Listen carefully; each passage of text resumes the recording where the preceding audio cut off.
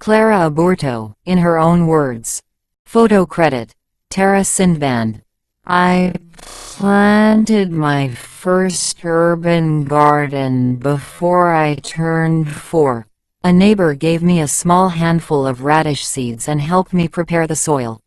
I was in love, from the very first, with the magic of tiny, dull-colored dots becoming round, red orbs that bit back on being tasted. My parents both came from farm families. Loved to surround our Boyle Heights home with flowers, vegetables and fruit trees. It was a small house on a large lot filled with loquats, figs, peaches and tangerines.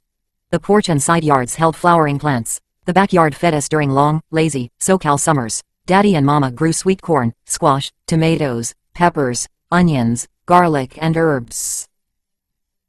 The lone banana tree was more for shade than fruit. As a young mother, I attended classes offered by the University of California Cooperative Extension. Later I earned my Master Gardener certificate, but was unable to complete the volunteer hours to keep it valid. As I observe undeniable changes in temperatures, growth patterns and yields, I hope to adapt by working with nature to feed my spirit, body and family. In the 1980s, I had my own garden, a medium-sized plot behind our garage in Alhambra. I grew green beans, snow peas, beets, carrots, zucchini, tomatoes and mint. There was a huge and generous lemon tree in the front yard, and 17 rose bushes along the property line. In the mid-aughts, I had a plot in a Rosemead community garden. Best soil I've ever encountered. These days, I tend my side yard, trying to cope with heat and water restrictions. I'm able to coax radishes, beets, squash and tomatoes out of heavy clay soil. I visit Troop Garden with my 2 grandkids, usually during the week. We pull dandelions and society garlic to feed our rabbits, who, in turn, generously donate their droppings to the Troop Garden.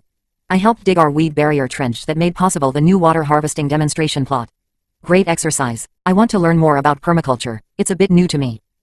As I observe undeniable changes in temperatures, growth patterns and yields, I hope to adapt by working with nature to feed my spirit, body and family.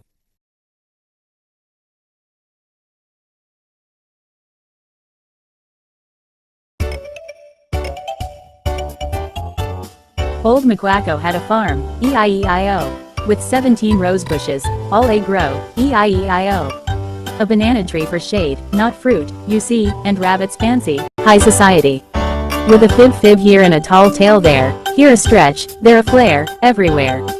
Old McWacko's stories, oh so tall, would make Baron Munchausen stand up small. She remembers 3 years old, clear as day, planting radishes, seeds in disarray, E-I-E-I-O. But those who knew her, wink and grin, for 3-year-olds forget where mittens have been. With a fib here and a tall tale there, here a stretch, there a flare, everywhere. Old McWacko's stories, oh so tall, would make Baron Munchausen stand up small. Her rabbits, posh, named, philanthropists, you see, donating droppings, charity. E-I-E-I-O. But wait, that mountain of donations, 4 feet high, seems more like a bunny hoarder's alibi. With a fib here and a tall tale there, here a stretch, there a flare, everywhere. Old McWacko's stories, oh so tall, would make Baron Munchausen stand up small. Society garlic from Mount Olympus, she'd say, to feed her rabbits, fancy display. E-I-E-I-O. But whispers spread, truth did unfold, those rabbits dined on Michelin gold. With a fib here and a tall tale there, here a stretch, there a flare, everywhere. Old McWacko's stories, oh so tall, would make Baron Munchausen stand up small.